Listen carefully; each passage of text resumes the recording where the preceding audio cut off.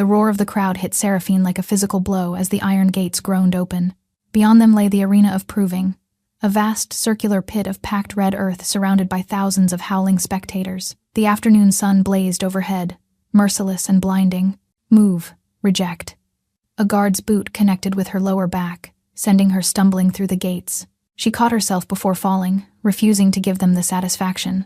"Mama, what's happening?" A child's voice rose from somewhere in the stands, innocent and confused. "Hush, Talia. Watch and learn what happens to those who defy the pack." Seraphine's chest tightened at the exchange. She had been that child once, watching punishments from her father's shoulders, never imagining she would one day stand where the condemned stood. The arena of proving was ancient, carved into the mountainside generations ago when the Valdrin pack first claimed these territories. Its stones had witnessed countless trials, countless deaths. Today, it would witness hers. She was one of 7 Omegas being herded into the arena like cattle. The others wept openly, their terror filling the air with the acrid scent of fear. Seraphine kept her face blank, her emotions locked behind walls she had spent years building, walls that had kept her sane through rejection after rejection, through her father's cold disappointment, through the whispers that followed her everywhere. "Citizens of Valdrin!" High Counselor Morith's voice boomed across the arena, amplified by the ancient acoustics. He stood on the elevated platform reserved for pack leadership, his silver robes catching the light like armor. "Today we cleanse our pack of weakness. These Omegas have been deemed unworthy, rejected by every Alpha who sampled their scent, a burden on our resources, and a stain on our bloodline." The crowd jeered. Someone threw rotting fruit. It splattered against the shoulder of the Omega beside Seraphine, a girl who couldn't have been older than 17. She whimpered, trembling so violently that Seraphine could hear her teeth chattering. Today, they faced the trial of fangs. Morith's thin lips curved into something cruel. "They will fight our warrior betas. Those who survive earn exile. Those who fall." He gestured dramatically to the dark stains on the arena floor that no amount of sand could fully cover. Seraphine's blood ran cold. The trial of fangs wasn't a trial. It was an execution dressed in the language of tradition. Omegas weren't built for combat. They were healers, nurturers, peacemakers. Sending them against trained warrior betas was murder with extra steps, and everyone in this arena knew it.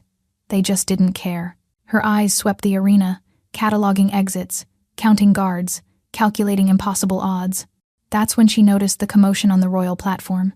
A new group had arrived, visitors from the look of their unfamiliar banners. Black cloth emblazoned with a silver wolf's head, teeth bared in eternal challenge. At their center stood a man who made everyone around him seem diminished by comparison. He was tall, broad-shouldered, with dark hair that fell past his jaw, and a face carved from granite and shadow. But it was his presence that stole Seraphine's breath. Power radiated from him like heat from a forge, pressing against her senses even from this distance. She had never felt anything like it. "Who is that?" one of the other Omegas whispered. "Kavrin Thornwood," another answered, her voice trembling. "Alpha King of the Northern Dominion. They say he's never lost a battle. They say he can shift faster than the eye can follow. They say he's searching for his mate, but no Omega has ever been worthy." Seraphine stared at the Alpha King, and for one impossible moment, his gaze found hers across the crowded arena. Eyes like molten gold locked onto her face with an intensity that made her forget to breathe. She felt pinned in place, examined, seen in a way she had never been seen before. Then Morith was speaking again, and the moment shattered. "Release the betas." 4 massive warriors burst from the opposite gates, already half-shifted, their bodies caught between human and wolf.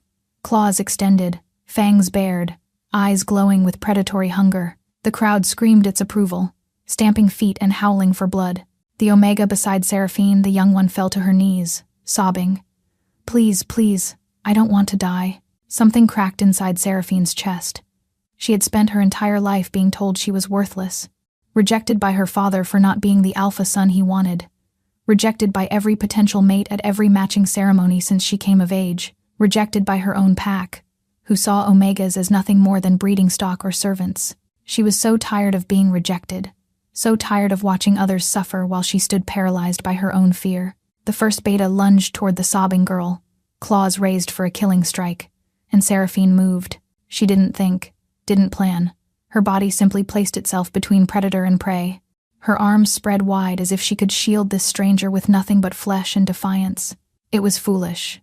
It was suicidal. It was the first time in her life she had felt truly alive. The beta's claws stopped inches from her throat.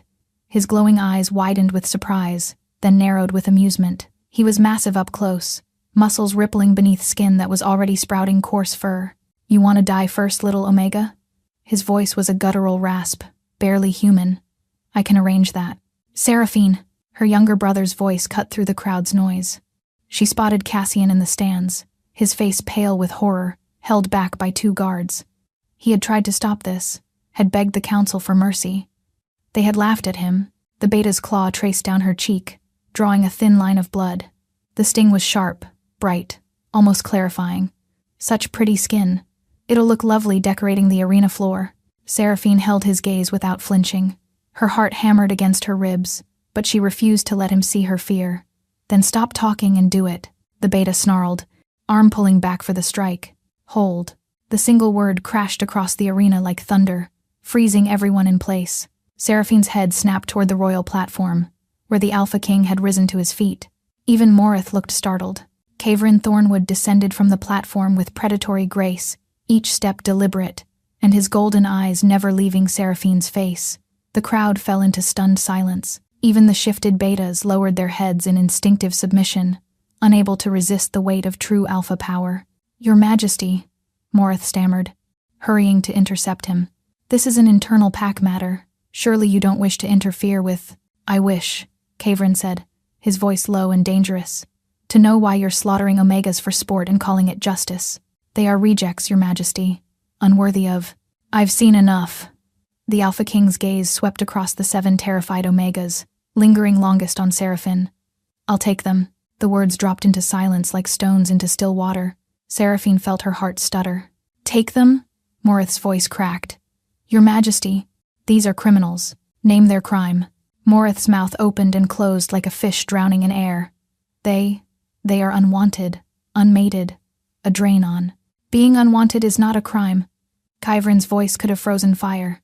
"Name your price, counselor.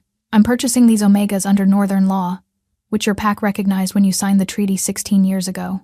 Seraphine couldn't breathe, couldn't think. The Alpha King of the Northern Dominion was buying them, buying her.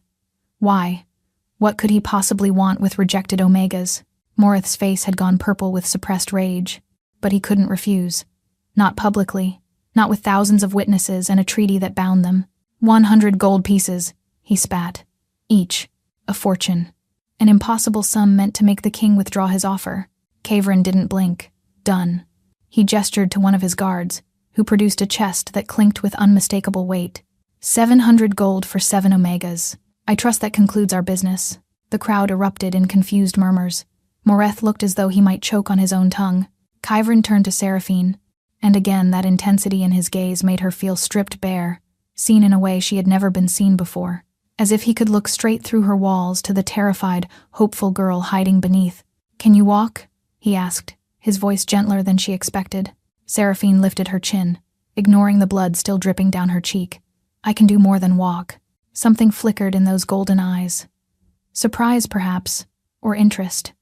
The corner of his mouth twitched in what might have been the beginning of a smile. "Good." He offered his hand, a gesture so unexpected that several onlookers gasped. An Alpha King, offering his hand to a rejected Omega. "Then let's get you out of here." Seraphine stared at his outstretched palm. Every instinct screamed at her to be suspicious.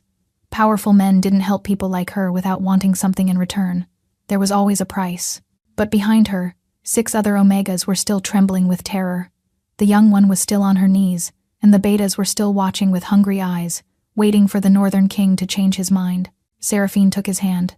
His fingers closed around hers, warm and strong, and a jolt of something electric raced up her arm. She saw his eyes widen slightly, saw his nostrils flare as if catching an unexpected scent. Something shifted in his expression, surprise, wonder, and something deeper that she couldn't name. "Interesting," he murmured, so low only she could hear. Then he was leading her toward the arena gates, his guards falling into formation around the cluster of rescued Omegas. The crowd parted before them like water before a ship's prow. As they passed through the gates, Seraphine allowed herself one glance back at the arena. Morith stood on his platform, radiating impotent fury. Her brother Cassian was being released by the guards, his face a mask of disbelief and desperate hope. She had walked into the arena of proving, expecting to die. Instead, she was walking out belonging to an Alpha King, and she had no idea if that was salvation or simply a different kind of doom. The journey from the arena to the northern delegation's encampment took them through Valdrin territory. Seraphine walked in a daze, aware of whispers and hostile glares, the protective formation of northern guards surrounding them, and the Alpha King, who walked at the front of their group with a stride that suggested he owned every inch of ground beneath his feet. Where are they taking us? The young Omega Seraphine had learned her name was Elira, pressed close to her side, still trembling. Her earlier sobs had faded to hiccups and sniffles. I don't know, Seraphine admitted. Are we slaves now? I've heard stories about northern packs. Enough. Seraphine softened her voice when Elira flinched. We're alive. Right now, that's enough. But privately, the same fears gnawed at her.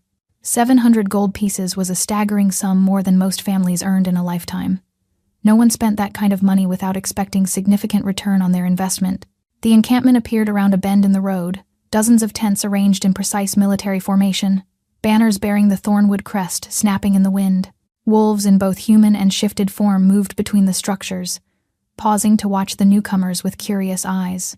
Fenric, the Alpha King called to a grizzled older man with silver threaded through his dark beard.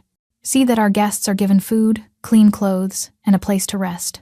Have you sold examine any injuries? Guests, not property, not prizes. Seraphine filed the word away, uncertain what to make of it. The other Omegas were led toward a large tent, but when Seraphine moved to follow, a hand caught her elbow. She spun, instincts flaring, to find the Alpha King standing behind her. Not you, he said. We need to talk. Seraphine's pulse jumped. About what? About why you're different from the others. About why you stepped in front of that beta's claws instead of running. About why touching your hand felt like grasping lightning. She had no answer for the last part. She had felt it too. That electric surge, but the other questions had simple answers. I stepped in front of her because she was going to die, Seraphine said flatly. I didn't think. You didn't think. The Alpha King's lips twitched. You saw certain death coming for someone else and threw yourself in its path without thinking. That's either the bravest or most foolish thing I've witnessed in a decade. Does it matter which? It might. He gestured toward a smaller tent set apart from the others. Walk with me. It wasn't a request. Seraphine recognized the tone of someone accustomed to absolute obedience. But there was no menace in it, no threat lurking beneath the surface, just authority, worn as naturally as his own skin. She walked with him. The tent's interior was sparse but comfortable, a desk covered in maps, a sleeping pallet, a small chest. No luxuries, no ostentation. This was a warrior's space, functional and efficient. Sit, Kavrin said, indicating a cushioned stool. He remained standing, arms crossed, studying her as if she were a puzzle he couldn't quite solve. Seraphine sat, back straight, refusing to be intimidated. You paid 700 gold for us. Why? Direct. Good.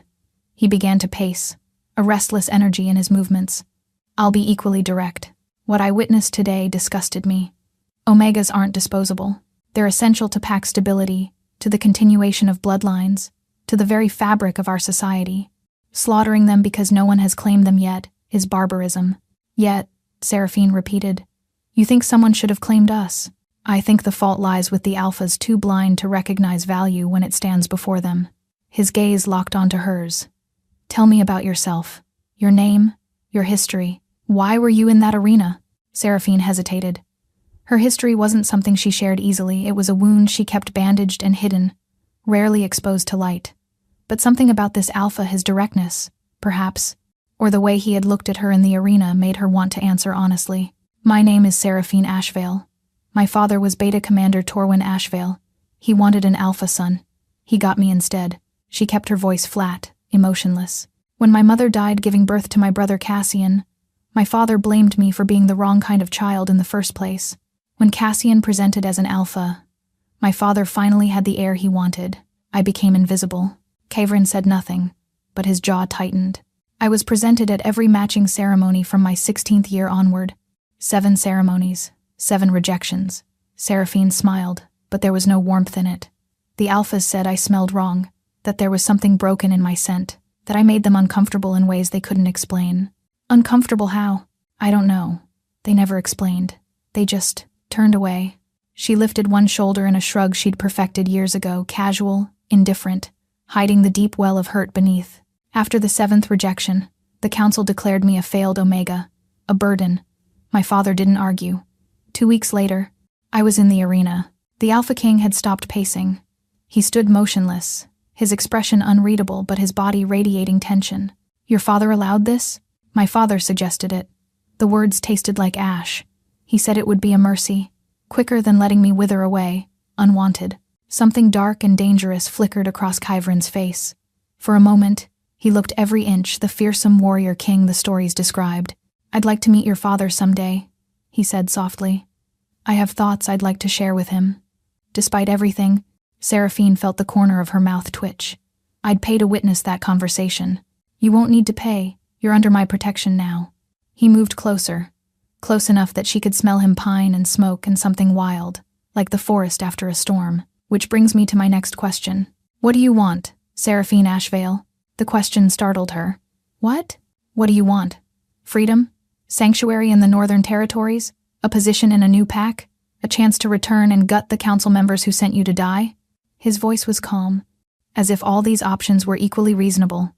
Tell me what you want, and I'll see what can be arranged. Seraphine stared at him, genuinely speechless for the first time she could remember. No one had ever asked what she wanted. Not once in 23 years. She had been told what to be, what to do, what to accept, but never asked. I don't know, she admitted finally. I never thought I'd live long enough for it to matter. Kyvrin crouched before her, bringing their faces level. This close, she could see the striations in his golden eyes, like fire trapped in glass. Could see the faint scars on his jaw and cheekbones that spoke of battles survived. Could feel the warmth radiating from his body. Then let me make you a promise, Seraphine Ashvale. His voice dropped, intimate and intense. You will live, long enough to discover what you want, and long enough to claim it for yourself. This I swear. Seraphine's heart was pounding against her ribs. She didn't understand this man, this king, who spent fortunes on rejected Omegas, who asked her desires as if they mattered, who made promises he had no reason to keep. Why? She whispered. Why do you care? Kyvrin's gaze dropped briefly to her throat, then back to her eyes. Something shifted in his expression, a crack in his composure that revealed something raw beneath. Because when I touched your hand, he said slowly, every instinct I possess screamed one word, a word my wolf had been silent about for years since my father died and grief made him retreat. But when our hands met, he woke, and he said one word. What word? He didn't answer immediately. Instead, he rose, stepping back as if needing distance. Rest now, he said, his voice once again controlled. We leave for the Northern Territories at dawn. The journey takes 3 weeks, and you'll need your strength. Your Majesty, Kyvrin. He paused at the tent's entrance. When we're alone, call me Kyvrin. Then he was gone, leaving Seraphine sitting in stunned silence, her mind racing with questions and her hand still tingling where he had touched it. What word? The question haunted her as she was escorted to the Omega tent, as she was given food and fresh clothing, as she lay awake on a clean pallet, listening to the soft breathing of the other rescued Omegas. What word had the Alpha King heard? And why did some part of her, buried deep beneath years of rejection and pain, already know the answer? 3 days into the journey north, Seraphine was certain of 3 things. First, the northern wolves weren't savage. They treated the refugees with careful courtesy. Second, something was happening to her body, strange heat beneath her skin, sensitivity to sounds and scents she'd never experienced. She could smell a rabbit from 50 yards away. Third, the Alpha King was avoiding her. Since their conversation in his tent, Kyvrin had not spoken to her directly once. He rode at the head of the caravan, conducted business with his officers, occasionally checked on the other Omegas, but whenever his path might cross Seraphine's, he found reasons to turn away. It stung more than it should have. He watches you, Alira said one evening. When you're not looking, you're imagining things. That night, Seraphine couldn't sleep. The heat had intensified. She slipped outside to a stream, pressing icy water to her face. You shouldn't be out here alone. She spun, heart lurching, to find Kyvrin standing a few feet away. He wore simple traveling clothes, his hair loose around his face, and looked like he hadn't slept any better than she had. Dark circles shadowed his golden eyes. I needed air, she said. You needed answers. He moved closer, but stopped at the edge of the stream bank, maintaining careful distance. I can smell it on you, the confusion, the fear. Something is changing, And you don't understand what? Seraphine's hands trembled. Do you understand, I mean? Kavrin was silent for a long moment. When he spoke, his voice was rough. The day I touched your hand, I heard my wolf speak for the first time in years. After my father died, he went quiet grief, the shaman said. Some wolves never recover from losing their alpha parent.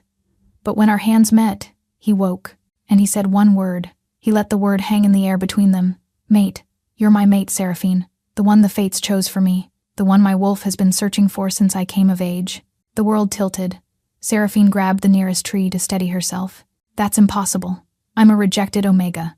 I've been told my entire life that my wolf is damaged. That my scent is wrong. Your wolf isn't damaged. Kavrin's voice hardened. She's dormant, suppressed by years of trauma and rejection and being told you were worthless. And your scent isn't wrong, it's so right that every alpha who encountered you ran because they weren't strong enough to claim you. They sensed a power in you they couldn't match, and it terrified them. I don't understand. Neither do I.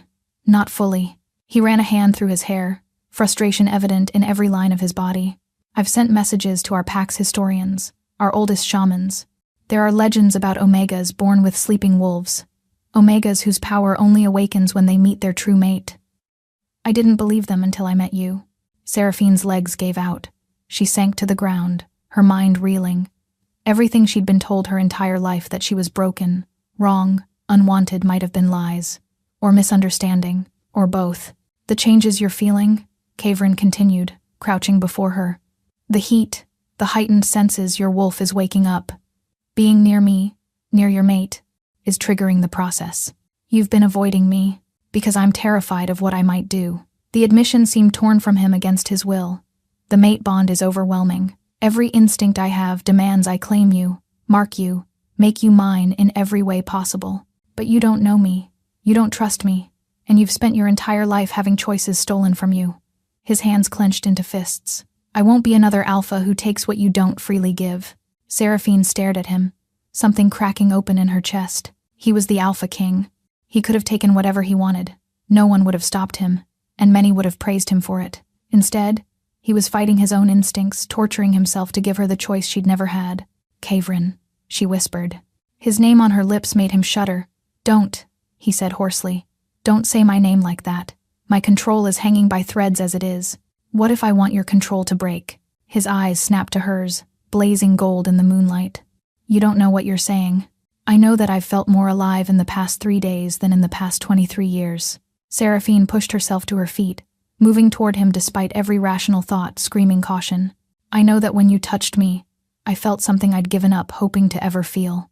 I know that whatever is happening to me, whatever I'm becoming, it started with you. Kavrin stood frozen, his chest heaving. If you come any closer, I won't be able to stop myself from touching you. Maybe I don't want you to stop. She took another step. His control shattered.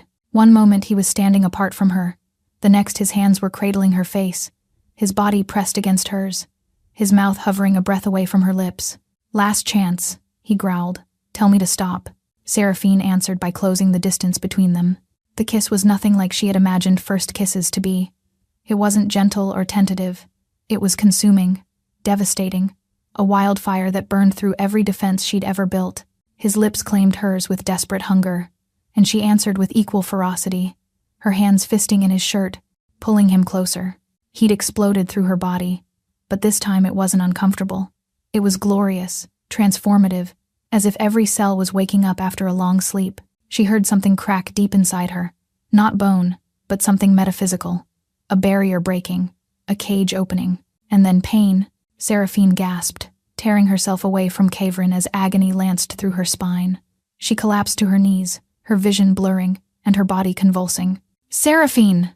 Kavrin's voice was frantic. What's happening? I can't. The pain intensified, radiating outward from her core until every inch of her felt like it was being torn apart and rebuilt.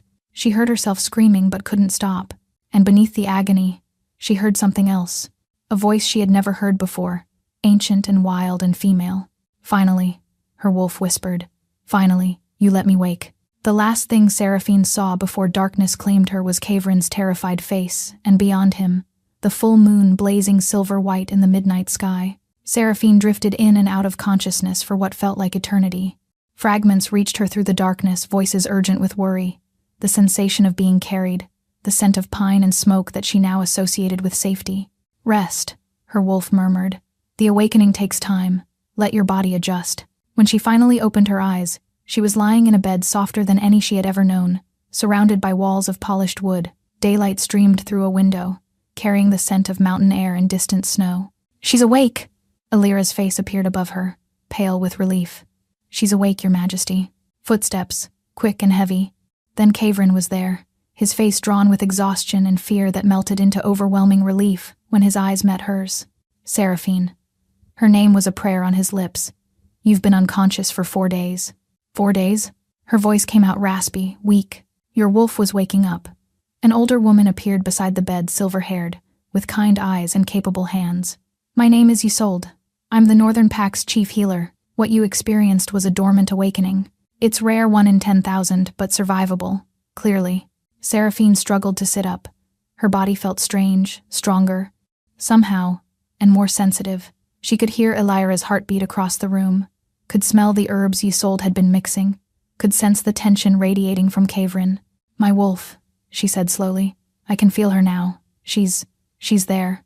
"I've always been here," her wolf replied. "You just couldn't hear me." Kavrin sat on the edge of the bed, his hand finding hers. The touch sent sparks racing up her arm, but this time it wasn't painful. It felt right. "How do you feel?" he asked. "Different." Seraphine flexed her fingers, marveling at the subtle strength she could feel in them. "I feel like I've been living underwater my entire life, and I've finally broken the surface." Something flickered in his golden eyes, hope, perhaps, or longing. "The awakening isn't complete," Isolde warned. "Her wolf is present now, but they haven't fully bonded. Until they do, she won't be able to shift." "What does that require?" Seraphine asked. Isolde and Kavrin exchanged a glance that made Seraphine's stomach tighten. "Normally," Isolde said carefully, "the bond completes naturally over time. The wolf and human aspects learn to trust each other, to work in harmony. But in cases of dormant awakening, especially ones triggered by a mate bond, the process is unstable," Kavrin finished. "Your wolf was suppressed for too long. She's eager, desperate to fully emerge. If we don't find a way to complete the bond safely, the transformation could overwhelm you." Seraphine absorbed this. "And if I'm overwhelmed?" Neither of them answered. They didn't need to. "There's another option," Isolde said reluctantly. "But it's dangerous, and it would require the Alpha King's participation." "Tell me." "A claiming bite. If your mate marks you during the full moon, the bond between you will stabilize your wolf. Give her an anchor." Isolde's eyes moved between them. "But if the bite is given before you're ready, before your wolf is strong enough to accept it, the process could kill you." "No." Kavrin stood abruptly, his voice harsh. "Absolutely not. It's not your decision alone," Seraphine said quietly. "I won't risk your life. My life is already at risk." She met his gaze steadily. "You said it yourself without completing the bond. The transformation will overwhelm me. At least the claiming bite gives me a chance. A chance to die. Or a chance to finally live." Seraphine pushed herself to sit fully upright, ignoring the dizziness that swept through her. "I've spent 23 years being told I was broken, worthless, and wrong. Now I find out that none of it was true, that I have a wolf, that I have a mate, that I might actually have a future.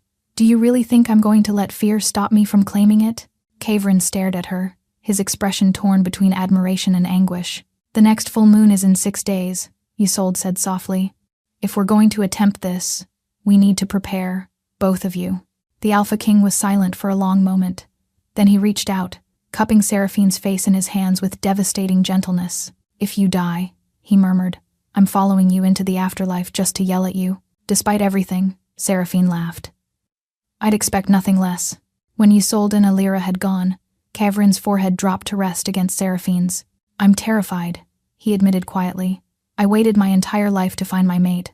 The thought of losing you so soon after finding you. Then don't lose me." Seraphine's hands came up to grip his wrists. "Help me survive this. Stand beside me during the ritual.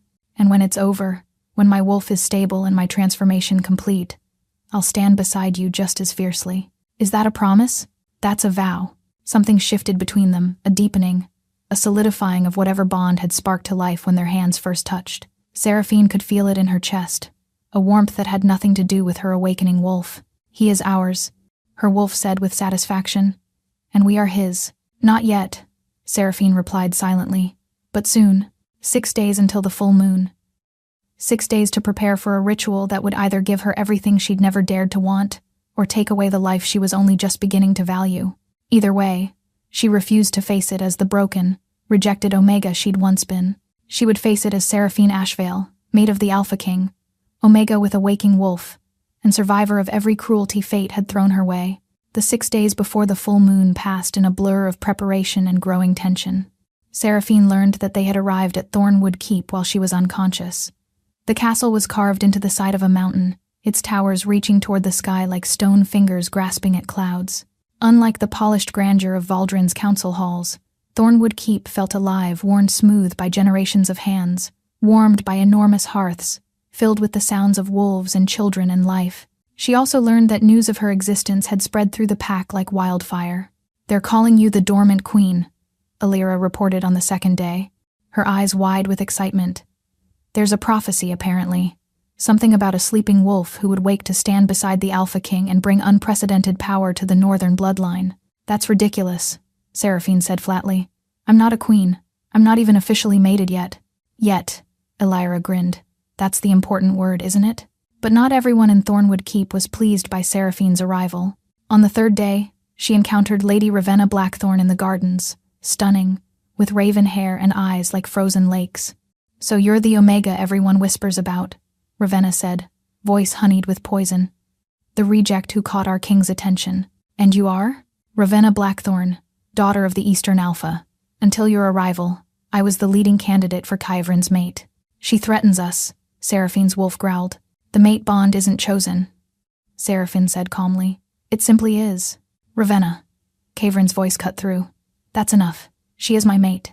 Any disrespect toward her is disrespect toward me." Hatred flashed across Ravenna's face before she curtsied and departed.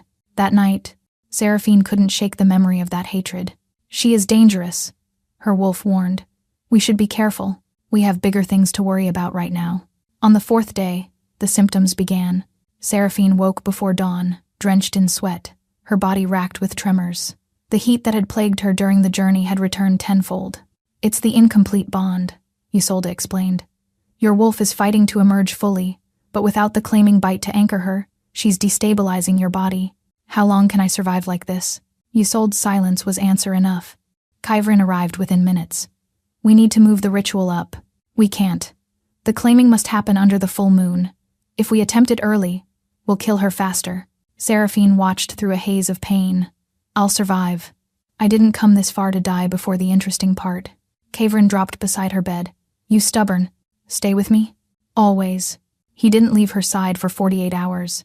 Through fever and agony, Kyvrin remained. He held her hand.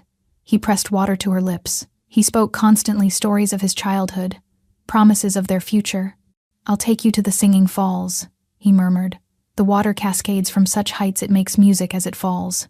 "That sounds beautiful." "Not as beautiful as you, mate," her wolf sighed. "Our mate loves us." On the fifth day, something unexpected happened.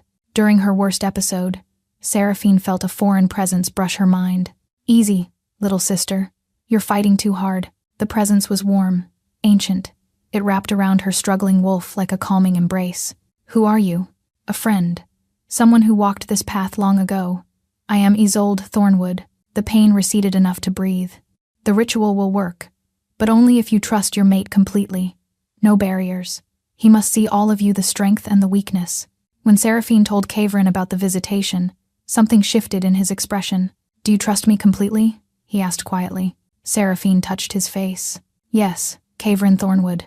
With my life, my wolf, and whatever future we might have." He pressed his forehead to hers. "Then tomorrow, we claim each other, and nothing will ever separate us again." The night of the full moon arrived with electric charge. Seraphine stood in the ritual chamber beneath the castle, a circular space carved from living rock, lit by hundreds of candles. Ancient symbols covered the walls. She wore a simple white gown, feet bare against cold stone. Only a handful attended, claiming rituals, the pack's eldest shaman, the chief healer, and witnesses chosen by each party. At the center, only Seraphine and Kyvrin remained. He faced her bare-chested, marked with ceremonial paint. Candlelight turned his skin to bronze, his eyes to molten gold. "He is magnificent," her wolf breathed. The ancient shaman raised her hands. We gather beneath the full moon to witness a sacred bond.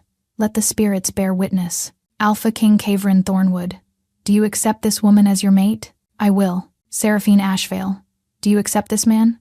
I will. Then approach. Let your wolves speak. They moved together. When Kavrin took her hands, Seraphine's wolf surged forward, not aggressively, but joyfully. Two becoming one. I need to bite you now, Kavrin said, his voice strained. It will hurt. Claim me. His head descended, lips warm against her neck. Mine, he breathed. Yours. His teeth sank deep. Pain exploded sharp, brilliant, all-consuming. But beneath it, something else. Doors flying open, chains shattering. Yes, her wolf howled. Finally, the bond snapped into place. Suddenly Seraphine could feel Kavrin, his emotions, thoughts, soul, his overwhelming love, his fierce protectiveness, and his wolf, greeting hers. Brother, her wolf said. Sister, his answered. Welcome home. When Kavrin lifted his head, tears shone in his eyes. You're alive. You're mine. Not just yours. Turn around. He obeyed, baring his throat. Ultimate trust. She rose on her toes and bit down. His blood tasted like lightning and thunderstorms. The bond deepened completely. It is done, the shaman announced. But something else was happening. Seraphine's body began to glow. Silver light emanated from her skin, blazing like captured moonlight. She's shifting, Isolde gasped. Seraphine dropped to her knees as bones reformed. But unlike her awakening, this felt natural, the pain of birth, not death. Her spine elongated, fur sprouted, silver white and gleaming. Then she stood on 4 legs. She was a massive she-wolf, coat shimmering with luminescence, eyes blazing with power. Hello, she said through the bond. Kavrin shifted, a massive black wolf with blazing eyes. Hello, my queen. They touched noses, wolf to wolf. The dormant has awakened, the shaman cried. All hail the Alpha Queen. They burst into the moonlit night, racing through mountains for hours, 2 wolves moving as one. Above them, the full moon blazed like a blessing. The following days were the happiest of Seraphine's life. She spent hours practicing her shift. Her wolf was magnificent, fast, strong, connected to Kavrin's in ways that transcended proximity. The pack embraced her with overwhelming warmth. The rescued Omegas found positions and purpose. Alira was training as a healer. They love you, Kavrin said one evening. The pack has already accepted you as queen. I'm not sure I know how to be a queen. You've already been one. In the arena, when you protected a stranger. During the ritual, when you bit me back. Queens aren't made by crowns. They're made by choices. She kissed him, still amazed this was allowed. But their peace was not to last. On the 7th day, everything changed. Seraphine was in the great hall when the doors burst open. A wounded warrior stumbled through. Attack! The southern border Valdrin wolves' silver weapons. Within the hour, Thornwood mobilized for war. Stay here, Kavrin commanded. I'll return when it's over. Let me come. Your wolf is barely a week old. I cannot fight while worried about you. Come back to me. Promise. I promise. He kissed her fiercely, shifted, and was gone. The waiting was torture. Hours passed. Wounded wolves returned, but Kavrin did not return.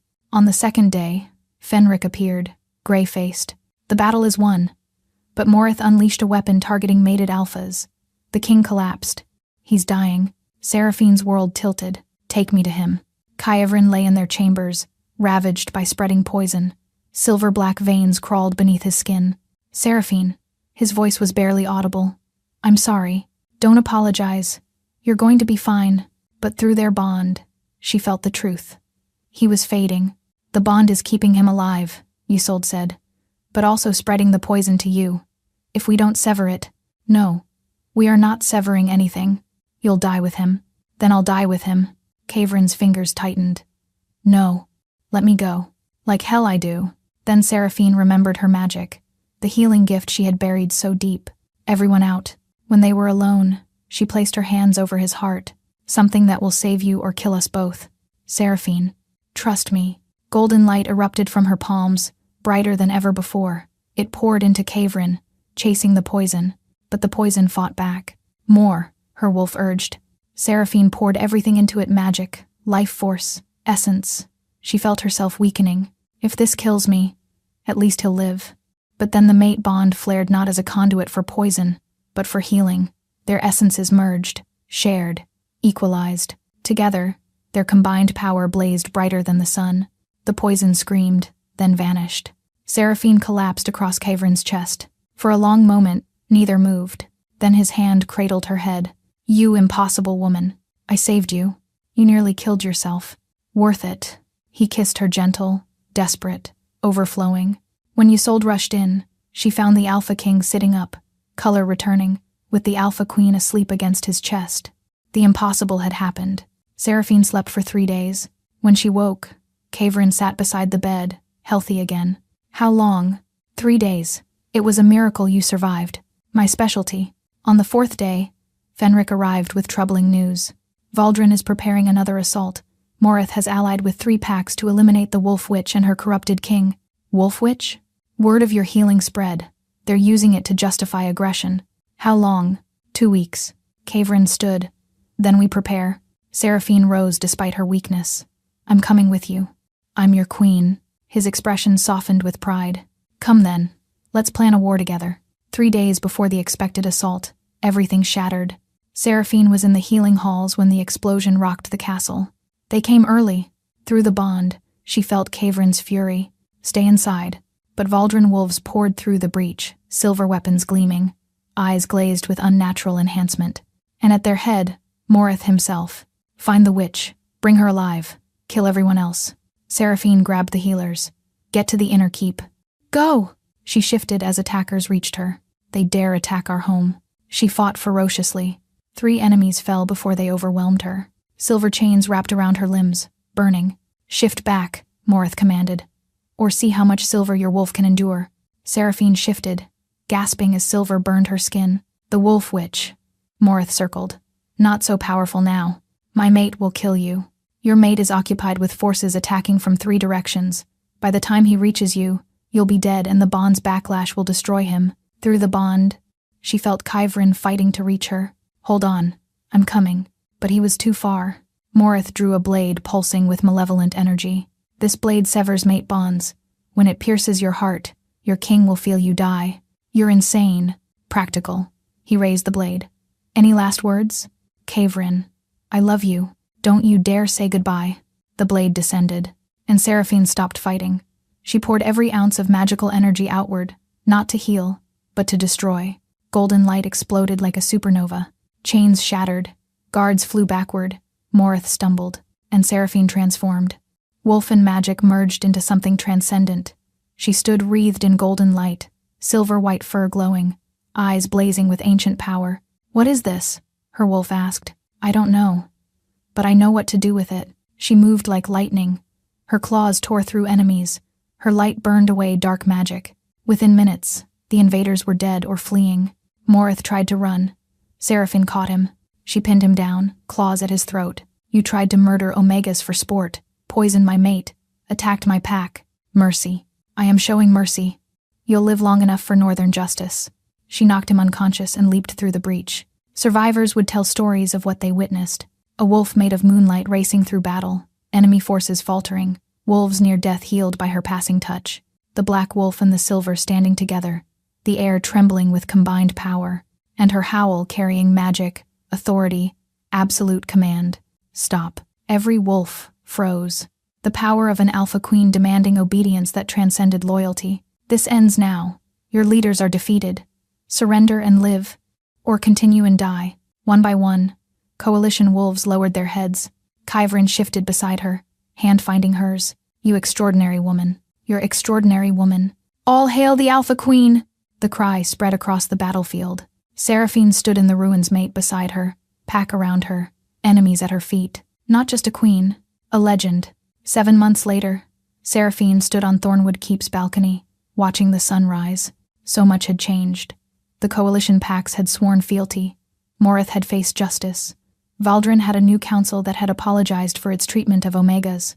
Cassian had been instrumental in the reforms. Thinking too loudly again. Kavrin's arms wrapped around her. "Good thoughts." She leaned into him, thinking about how different everything is. 7 months ago, you were preparing for another rejection, and you were resigned to a political mating. "Don't remind me." Comfortable silence. Illyra completed her training. Isolde says she's the most talented in decades. The other Omegas are thriving. 3 found mates. and no Omega will ever face the arena of proving again. Kavrin pressed a kiss to her forehead. You changed everything. We changed everything. Together. He pulled back, searching her face. Speaking of together, Isolde examined you while you recovered. She said you're carrying our child. The world stopped. What? A pup, Seraphine. Her hand flew to her stomach. A baby. We're having a baby. Are you happy? She answered by kissing him with everything she had. A pup, her wolf crooned. Our pack grows. When they broke apart, both were crying. I never thought I'd have this, Seraphine said. Any of this. And now? She looked at the kingdom that had become home, at the mountains where she ran with her mate under every moon, at the future stretching before them. Now I have everything. He pulled her close. They had faced death and betrayal, war and darkness, and they had emerged triumphant. This was their story. This was their home. This was their forever. The end. Thank you so much for listening. I hope you enjoyed the story. If you'd like to listen on the go, all my stories are also available on Spotify. You'll find the link in the description below. A big thank you to everyone who's following. Your support truly means the world to me.